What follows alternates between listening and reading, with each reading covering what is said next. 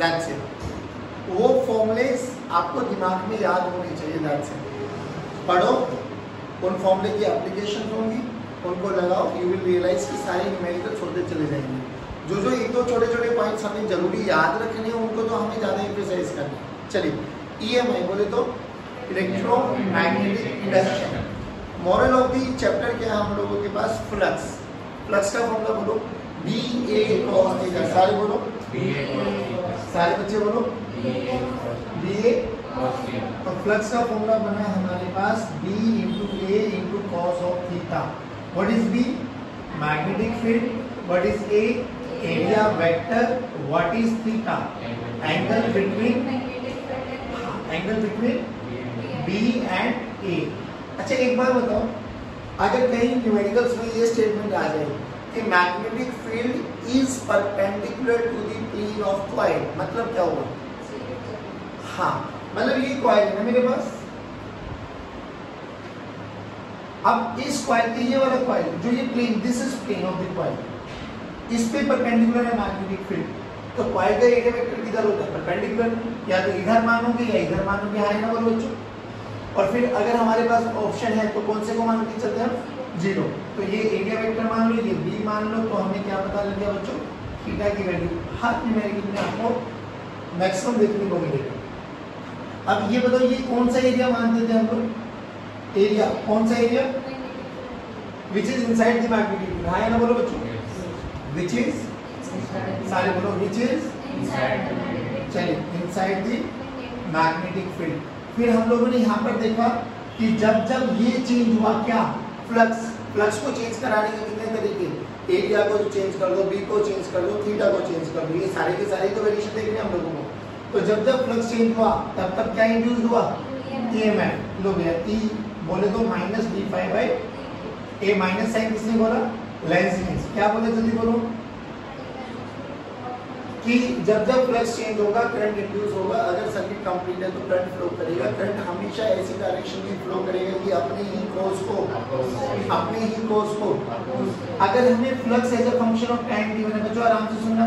मान लो flux as a function of time हमें दे दिया गया, हमसे बोला गया इंस्टेंटेनियस, मान लो बोला गया find EMF at t = 2 seconds and find E induced between t = 1 to t = 2 second. बोलो कैसे करेंगे? हाँ, जब भी ये निकालना होता है तो we are dealing with instantaneous EMF, हाँ ना बोलो बच्चों? तो इंस्टेंटेनियस EMF का फॉर्मूला ये है dϕ/dt करो, t की वैल्यू को रखो, जो भी आएगा वो इंड्यूस्ड EMF आ गया। जब भी ये पूछा गया, इसका मतलब एवरेज। क्या मतलब बच्चों? तो एवरेज का EMF देखो कैसे निकालेंगे, मतलब एवरेज कैसे निकाला जाएगा?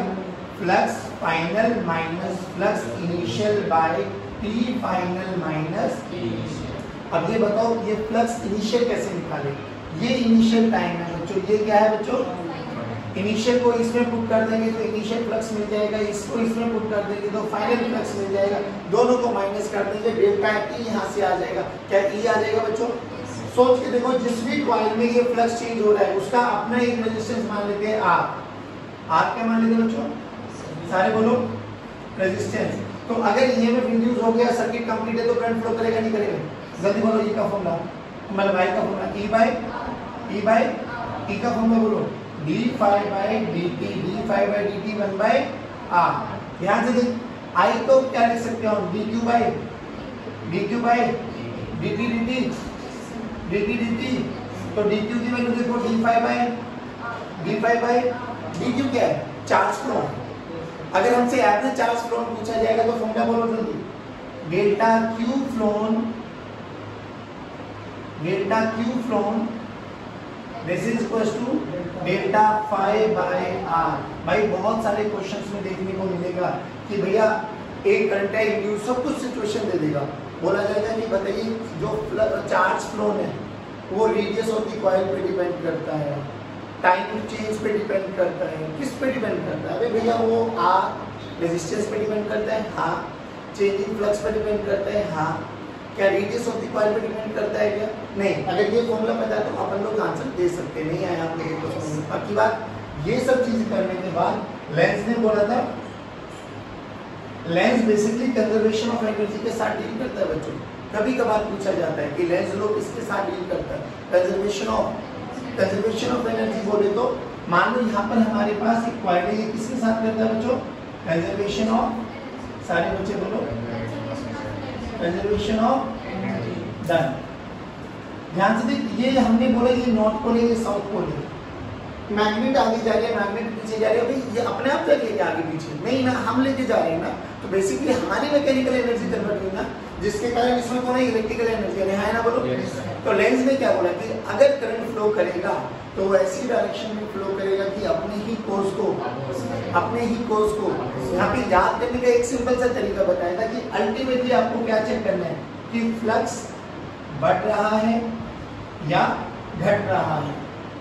अगर फ्लक्स बढ़ रहा होगा तो सारा रोल मैग्नेटिक फील्ड क्या करेगी, अपोज, सारे बोलो मैग्नेटिक फील्ड क्या करेगी, और अगर घट रहा है तो मैग्नेटिक फील्ड क्या करेगी, सपोर्ट। है ना बोलो जो सपोर्ट का मतलब, अपोज का मतलब, अगर हमारे क्वेश्चन में क्रॉस दे दिया गया तो आंसर क्या होगा, डॉट का मतलब एंटी क्लॉकवाइज डायरेक्शन। अगर क्वेश्चन में डॉट दे दिया गया तो बोले तो क्लॉकवाइज। नहीं आया, सपोर्ट का मतलब क्वेश्चन में क्रॉस है तो आंसर भी, और क्वेश्चन में डॉट है तो आंसर भी नहीं आया बच्चों।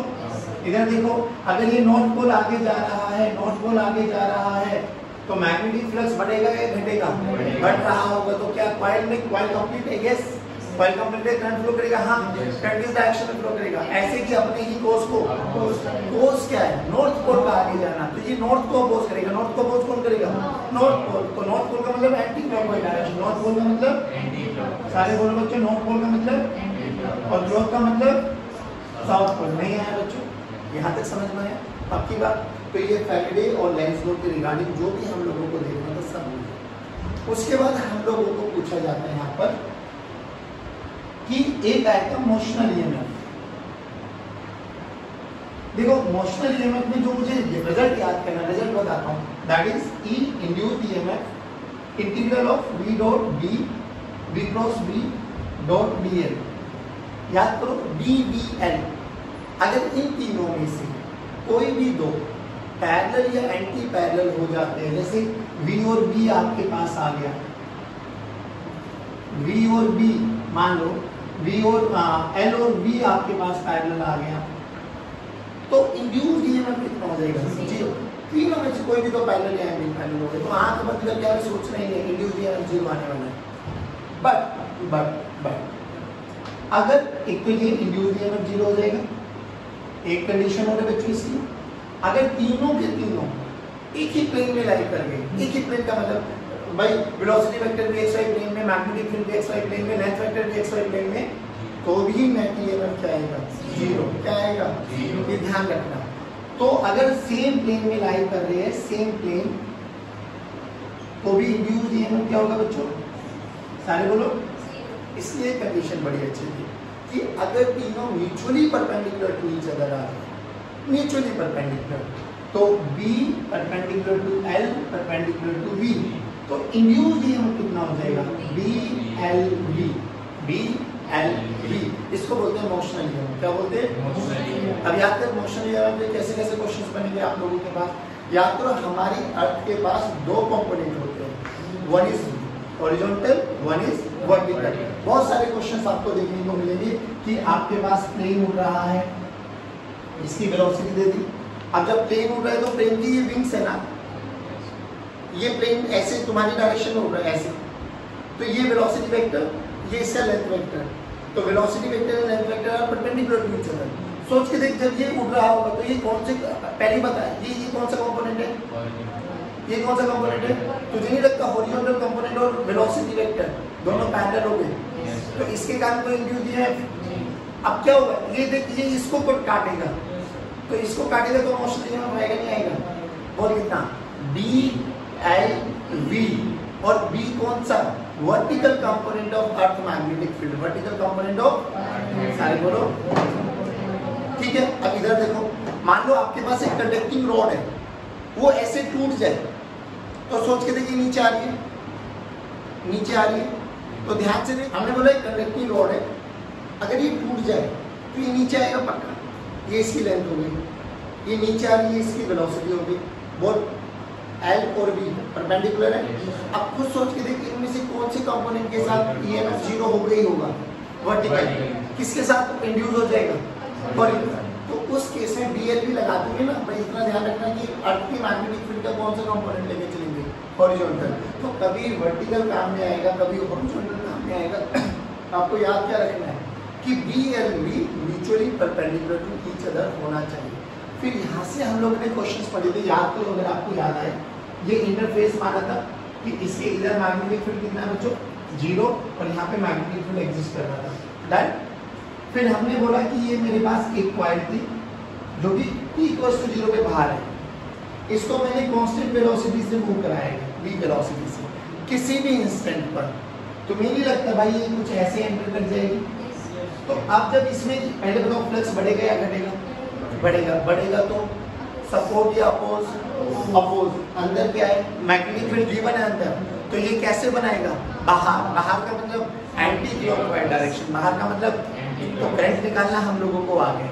अब हमसे बोला गया कि अगर मुझे इसमें पूछा गया करंट कितना आ गया, तो मान लो इसका रेजिस्टेंस R दिया ना बाबा, अब इसमें ईएमएफ इंड्यूस कितना होगा, ध्यान से देख। इसके बाद 4 कंडक्टर है, conductor number 1, conductor number 2, conductor number 3, conductor number 4। तुझे नहीं लगता ये वाली वेलोसिटी इधर है, ये वाला कंडक्टर और ये वाला कंडक्टर, ये वाली वेलोसिटी और ये वाला कंडक्टर पैरेलल है, तो इसमें इंड्यूस ईएमएफ, इसमें, अब ये देखिए तो मैग्नेटिक फील्ड के बाहर है, तो इसमें तो होगा ही नहीं। तो जो भी ईएमएफ बनने वाला है, तुम्हें नहीं लगता वो इसमें बनने वाला है, कितना बनने वाला है, B, देखो B अंदर है, V इधर है और L परपेंडिकुलर है, तो डायरेक्ट क्या आंसर बोलेंगे, BLV। क्या बोलेंगे, मान लो इसके लिए L है, अरे हाँ है ना, बोलो बच्चों। अगर इसमें EMF इंड्यूस हो गया BLV, अब बात ये आती है कि जो ये कंडक्टर था ना बच्चों, ये बैटरी की तरह काम करने वाला है। अब बैटरी है तो कहीं ना कहीं एक हायर पोटेंशियल होगा और एक, अब हाउ टू चेक कि कौन हायर है कौन लोअर है, क्या तरीका बताएगा। जिस भी कंडक्टिंग रॉड को आपको चेक करना है कि A पॉइंट हायर है या B पॉइंट हायर है, जैसे फॉर एग्जांपल मान लो कि आपके पास कोई भी कंडक्टिंग रॉड है, ठीक है बाबा, ये वाला पॉइंट A है, ये वाला पॉइंट B है, मैग्नेटिक फील्ड अंदर है और ये नीचे आ रहा है v वेलोसिटी से। क्या बोला था, तरीका बताओ कि इस पे पॉजिटिव चार्ज कंसीडर कर लो। क्या कर लो बच्चों, सारे बोलो, पॉजिटिव चार्ज कंसीडर कर लो। पॉजिटिव चार्ज कंसीडर करते हुए क्या निकाल लो, फोर्स, या तो फोर्स या फोर्स का कोई भी कंपोनेंट जिस डायरेक्शन को इंडिकेट कर रहा होगा वो हायर पोटेंशियल होगा। देखो ध्यान से, father, mother, child, force, magnetic field, current. तो मैग्नेटिक फील्ड अंदर है, बेटा नीचे आ रहा है, मतलब चाइल्ड नीचे, करंट नीचे है, और B इधर डायरेक्ट, फोर्स इस डायरेक्शन में, तो यानी B is at higher potential. तो अगर मैं इसको बैटरी बनाऊं तो ये ऐसे इंडिकेशन हो जाएगा, यस या नो। अब ध्यान से देख, क्या मैं इस सर्किट को इक्विवेलेंट बना सकता हूँ। इसमें देख ये वाली, जब ये वाली रॉड आगे जा रही थी v वेलोसिटी से, मैग्नेटिक फील्ड अंदर है, तो इसमें बताओ C और D में कौन हायर कौन लोअर, C हायर, यानी मैं इसको इक्विवेलेंट बना सकता हूँ बच्चों ऐसे। कितना EMF, BLV, कितना EMF, BLV। ध्यान से देखो, इसका एक रेजिस्टेंस है R, तुम्हें नहीं लगता इसमें करंट निकाल सकते हैं हम लोग। करंट का फॉर्मूला ओम्स लॉ के अकॉर्डिंग V बाय, सारे बोलो V बाय, तो I का फॉर्मूला क्या बन गया बच्चों, BLV बाय R। नहीं आया बच्चों। अब जैसे ही इसमें एंटर कर गया, करंट फ्लो कर गया, यहाँ पर एक रूल आता है बच्चों, एक फॉर्मूला भी पढ़ा है आप लोगों ने, कि देखिए कॉमन सेंस का क्वेश्चन पूछा जाता है कि ये बताओ जब ये एंटर करेगा तो इसकी वेलोसिटी v है, मैं चाहता हूँ कि ये अभी भी इसी यूनिफॉर्म वेलोसिटी से मूव करता चला जाए, यूनिफॉर्म वेलोसिटी से मूव करे। सोच के देखो, अगर इसमें करंट है, करंट ऊपर की तरफ गया ना एंटी क्लॉकवाइज डायरेक्शन में, तो करंट ऐसे फ्लो किया यानी ऊपर की तरफ करंट गया, और ये कंडक्टर किसमें लग गया, मैग्नेटिक फील्ड में, और ये चल भी रहा है इस डायरेक्शन में। तो याद करो, अगर किसी भी करंट कैरिंग कंडक्टर को मैग्नेटिक फील्ड में रखते हैं, बोलो किसी भी करंट कैरिंग कंडक्टर को मैग्नेटिक फील्ड में रखते हैं, तो फोर्स लगता है ILB sin थीटा। ILB, तुम्हें नहीं लगता है इस वाले कंडक्टर पे भी लगेगा ILB sin थीटा? भाई बेसिक है, लगेगा, हर जगह लगेगा। ILB sin थीटा में L क्रॉस B निकाल देते हैं हम लोग, फोर्स की डायरेक्शन। एल किधर होता है, जिस डायरेक्शन में करंट फ्लो कर रहा है, करंट किधर चल रहा है ऊपर, L cross B, L cross B, L cross B, L ऊपर क्रॉस बी, फोर्स इधर, तो एक इस पे मैग्नेटिक फोर्स लगा है इस डायरेक्शन में। अब यहाँ से देख, मैं आगे चल रहा हूँ, मेरी वेलोसिटी वेक्टर, मुझे कोई खींच रहा है पीछे की डायरेक्शन में, तुम्हें नहीं लगता मेरी वेलोसिटी घटने वाली है। बट अगर मुझे अपनी उसी वेलोसिटी को मेंटेन करना है तो आपको नहीं लगता कोई ना कोई एक्सटर्नल सोर्स मुझे इसी डायरेक्शन में खींचना चाहिए। तो अगर मुझे वेलोसिटी को कांस्टेंट रखना है तो एफ एक्सटर्नल कितना होना चाहिए बच्चों, जल्दी बोलो, एफ एक्सटर्नल कितना होना चाहिए, एफ बी के बराबर, और एफ बी कितना है, आई एल बी के बराबर, कितना है बेटे, अरे सारे बोलो, हाँ, अगर हमें वेलोसिटी को कांस्टेंट रखना है तो इतना एक्सटर्नल फोर्स लगाना। अब आई कितना है, अब ये भी निकाला है, बी एल बी बाई, तो रद्दी यहाँ पे बोलो B square L square B by R, हमें इतना फोर्स लगाना पड़ेगा कि मुझे अगर इस करंट कैरिंग कंडक्टर को यूनिफॉर्म मैग्नेटिक फील्ड में मूव कराना है विद कांस्टेंट वेलोसिटी। यहाँ तक समझना है, पक्की बात। एक छोटी सी बात बताना, यहाँ से बहुत सारी चीजें पूछी जाती है। Flux as a function of time का ग्राफ दे दिया गया, E as a function of time का ग्राफ बनाओ, I as a function of time का ग्राफ बनाओ। सिंपल सी बात बताना, ग्राफ हमें क्या चीज देता है, दो चीजें, या तो एरिया या, अब फाई और टी का स्लोप क्या देता है, D phi by D T, और D phi by D T देखो क्या है, ईएमएफ इंड्यूस, नहीं आया। तो अगर मेरे पास फाई और टी का ग्राफ दे दिया जाए तो मुझे क्या चीज कैलकुलेट करनी चाहिए, स्लोप। स्लोप देख रहे हैं कांस्टेंट है क्या है भी स्लोप है या नहीं है। तो देखो सिंपल सा फंडा मानते हैं कि मेरे पास अगर एक फाई और टी का ग्राफ दे दिया जाए, फाई टी का ग्राफ,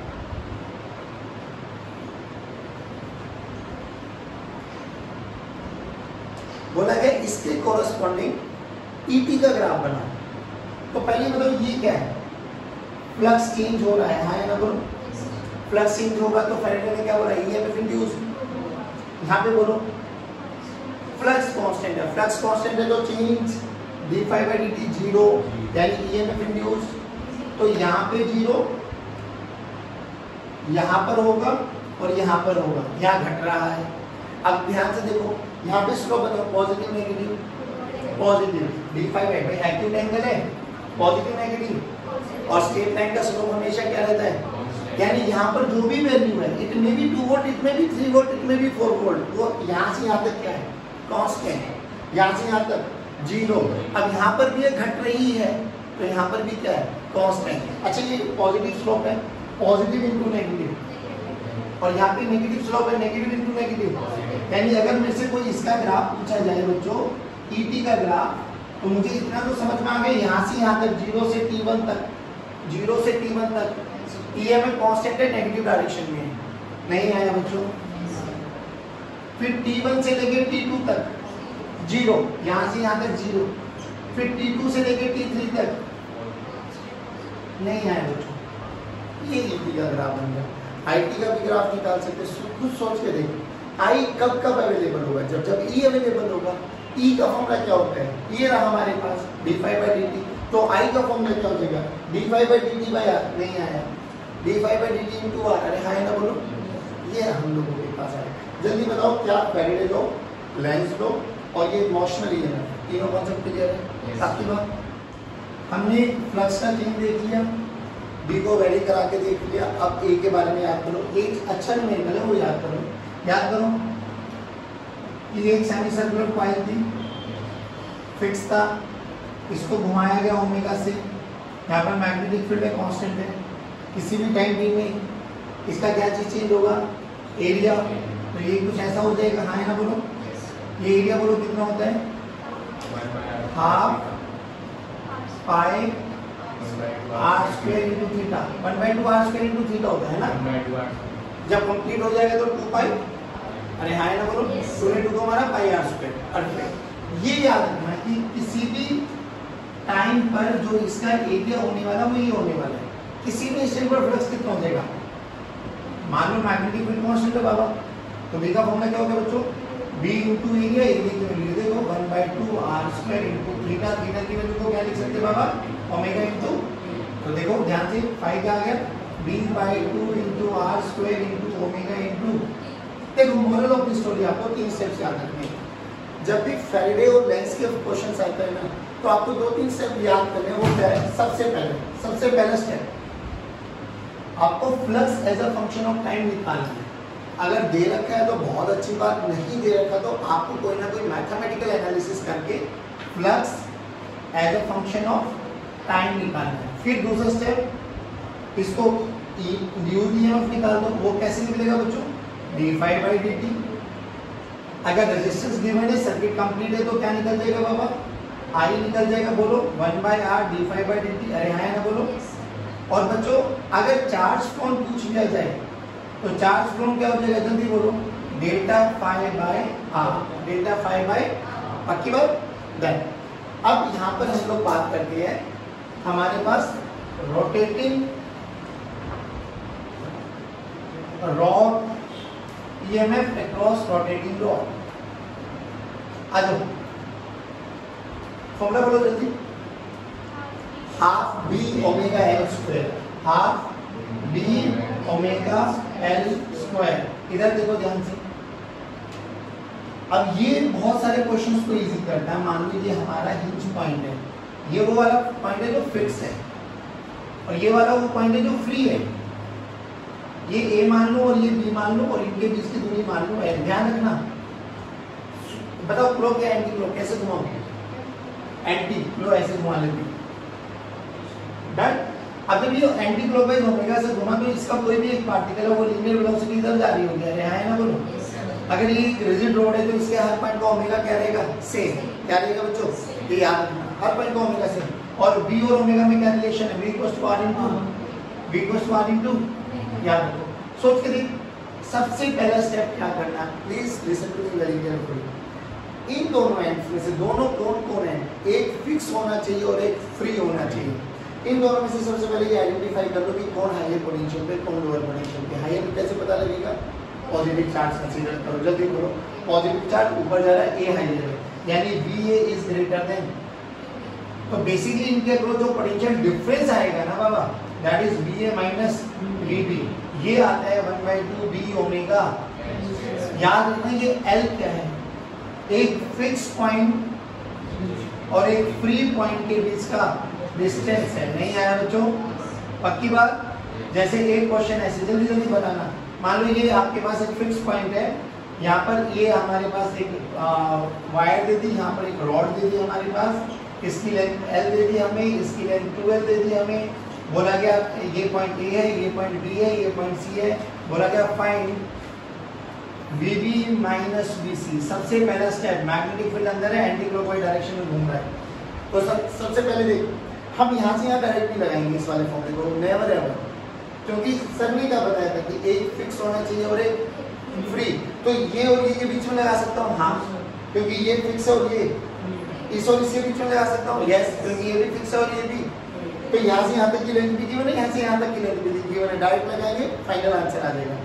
बट उससे पहले सबसे पहले क्या लगाना? अपनी बुद्धि का यूज करते हुए आपको पोलैरिटी चेक कर लेना है कि ए हाइयर है, बी हाइयर है, कौन सा हाइयर है? जो हाइयर है, higher minus lower is equal to 1/2 B omega higher, और उस फिक्स और फ्री पॉइंट के बीच की दूरी। जैसे इसके बीच में बोल देती फॉर्मूला, मान लो ए हाइयर है, VA माइनस VB बोलो half B omega L square. VA minus VC बोलो हाफ B ओमेगा 3L का स्क्वायर। L 2L 3L का स्क्वायर। नहीं आया? फिर उनमें से माइनस कर दो, जो भी आएगा you will get the answer. समझ में आया? पक्की बात? श्योर? अब सुनो, उसके बाद यहाँ पर आता है हमारे पास सेल्फ इंडक्टेंस। क्या आता है बच्चों? सारे बोलो सेल्फ इंडक्टेंस। क्या बोलो सेल्फ इंडक्टेंस में? कि सेल्फ क्यों नाम दिया गया? करंट भी इसी में दे रहे थे, फ्लक्स भी इसी में हो रहा था, और अपोज EMF इंड्यूस्ड भी इसी में हो रहा है।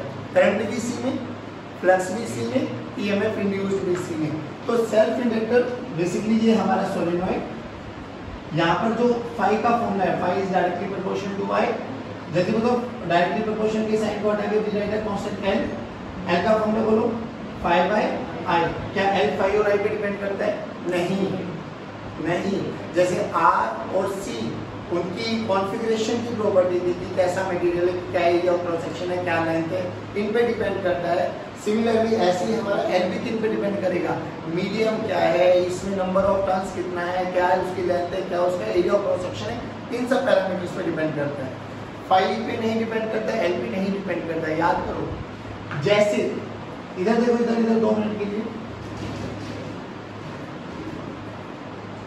जैसे ही हम लोगों ने यहाँ पर स्विच को लगाया, ऑन किया, करंट इनिशियली 0 था, फिर करंट बढ़ते बढ़ते मैक्सिमम तक जाएगा, लेकिन जब ये 0 से मैक्सिमम वाले प्रोसेस में हो रहा होगा, क्या यहाँ करंट चेंज हो रहा होगा, करंट चेंज हो रहा होगा, तो क्या इसमें बी बोलो, mu naught into N into I change हो रहा है तो आई चेंज हो रहा है, आई चेंज हो रहा है तो बी चेंज होगा, बी चेंज होगा तो फ्लक्स चेंज होगा, ईएमएफ इंड्यूस होगा।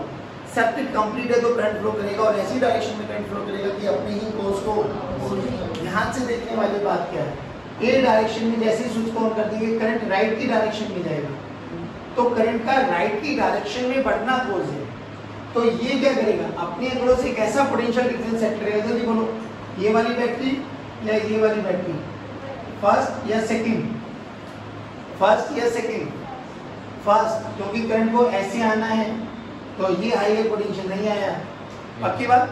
अभी कितना ईएमएफ होता है वो मैं बता देता हूँ। यहाँ पे जो ये बैक ईएमएफ बोला जाता है that is L d I by D t, L d I by A वाले फैक्टर को देखो, d I by D t क्या कहता है, rate of change of current, यानी ये बैक ईएमएफ तभी तक पॉसिबल होगा जब तक करंट बढ़ रहा होगा, या जैसे ही करंट कांस्टेंट आ जाएगा, जैसे ही करंट कांस्टेंट आ जाएगा, तुम्हें नहीं लगता बाबा d I by D t की value, d I by D t की वैल्यू, अब याद करो यहाँ पे क्या बताया गया था कि एट टी इक्वल्स टू 0, जैसे ही समय शून्य पर जैसे ही करंट को दबाओगे, स्विच को दबाओगे, क्या होगा, ये इंडक्टर एक ओपन सर्किट की तरह बिहेव करेगा। क्यों?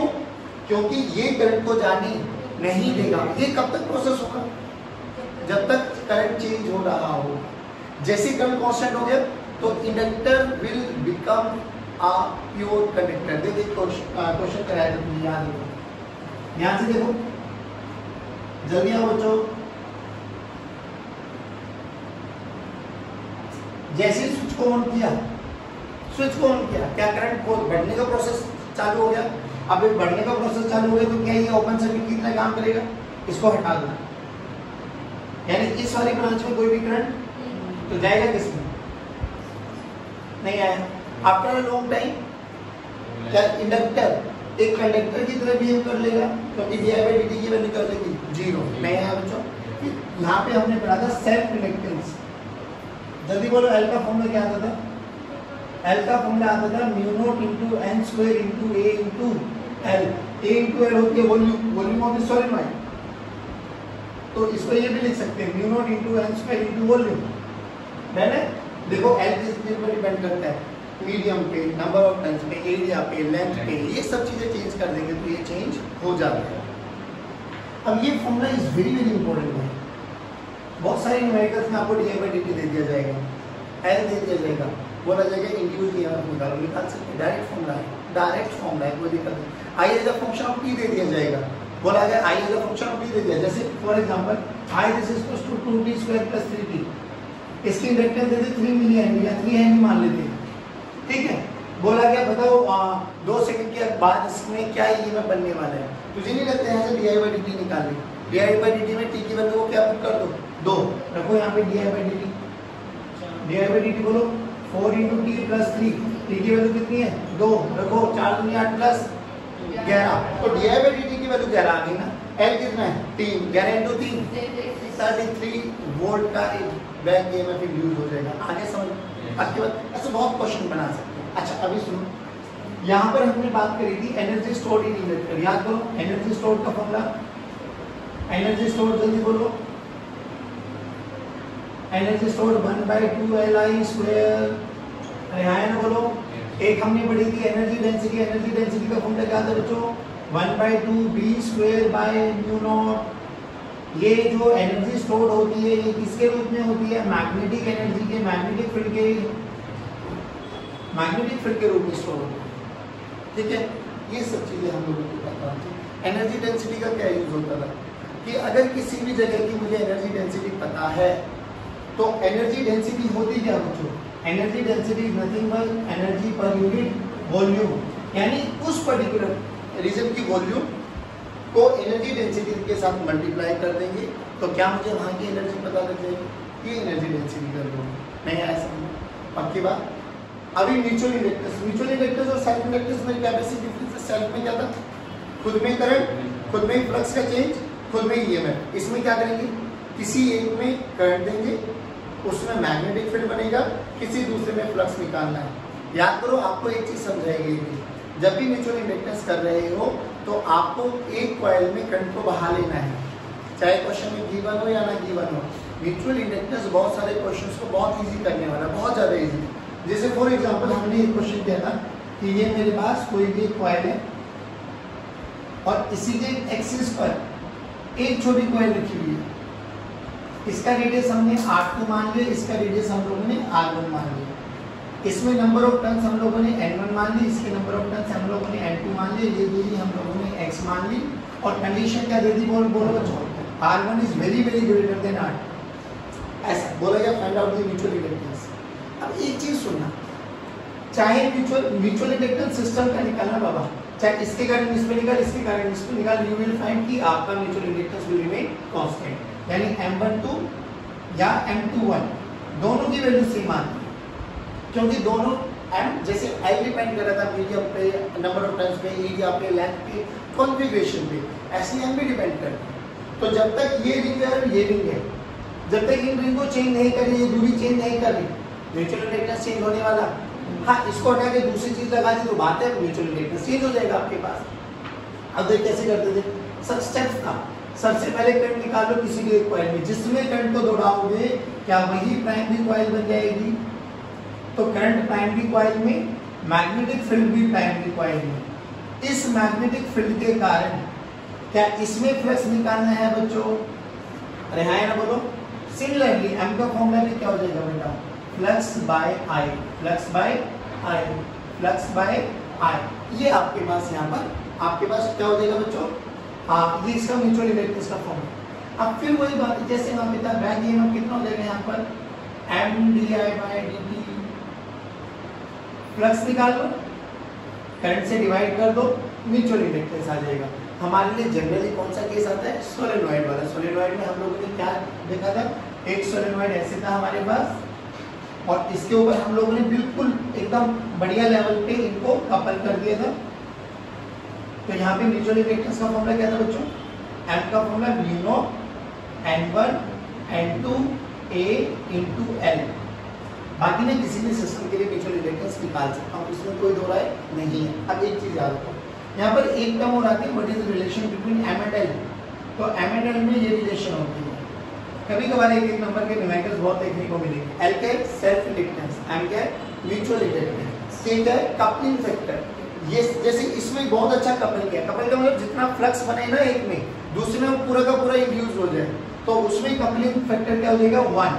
एक ये कंडीशन देखने को मिलेगी आपको। इसमें कपलिंग फैक्टर क्या है, 0। तो जो कपलिंग फैक्टर है वो कहां से कहां लाई करेगा बच्चों, 0 से 1। एक तो ये। अच्छा, एक चीज और, इंडक्टर और कैपेसिटर, सॉरी इंडक्टर और रेजिस्टर डिट्टो सेम है, डिट्टो सेम। जैसा हमारे रजिस्टर में फॉर्मूला लगाते थे सीरीज का R1 + R2, यहाँ पे इंडक्टर में भी लगाएंगे R1 + R, L1 + L2। वहाँ पे पैरेलल में लगाते थे 1/R, this is equal to 1/R1 + 1/R2। यहाँ पे लगाएंगे 1/L1 + 1/। यहाँ पे ना एक बेसिक सा डिफरेंस क्या आता है वो सुनो। इस कॉइल के कारण इसका म्यूचुअल इंडक्टेंस है या नहीं है, इसके कारण इस पे है या नहीं है, म्यूचुअल इंडक्टेंस का फर्क पड़ता है ना।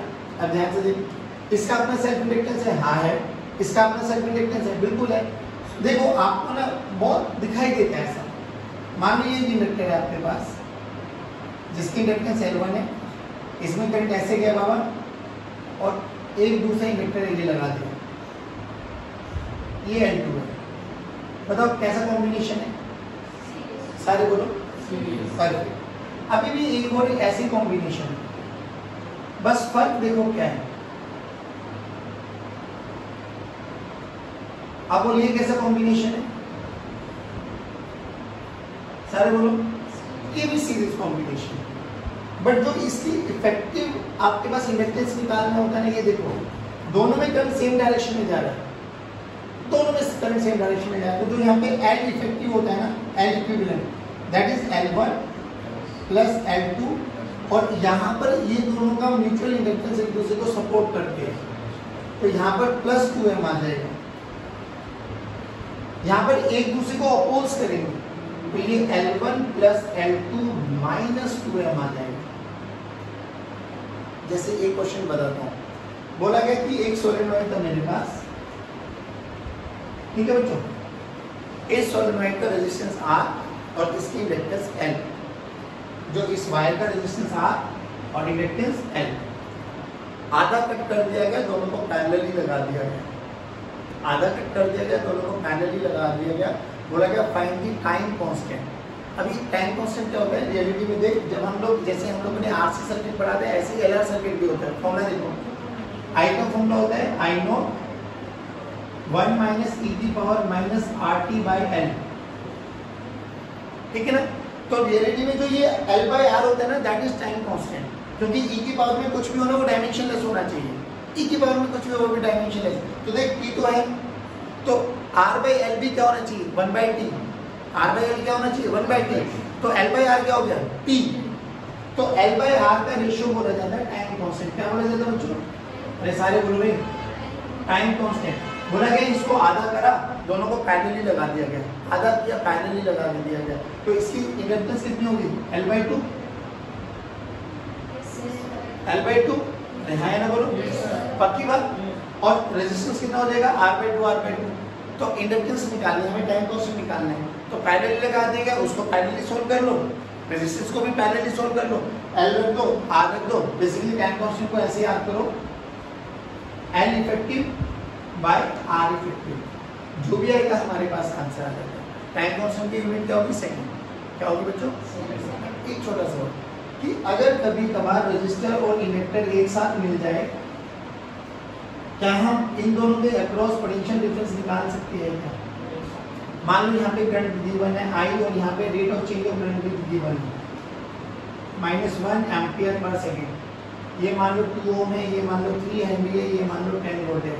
What is the potential difference between A and B? कैसे सिखाया था? वैसे ही मानो जैसे रेजिस्टर के केस में मानते आए थे, जहाँ से करंट एंटर किया वो plus minus plus minus plus, बस याद क्या रखना था, जब यहाँ से चलेंगे VA माइनस VB, तो बोलो VA प्लस से minus minus I into R plus से minus minus L into DI by. बोला क्या था, जब भी ये लगा रहे हो DI बाई dt को क्या रखना है? With sign. क्या रखना है बाबा? With sign. बस प्लस से minus minus V, this is equals to VB।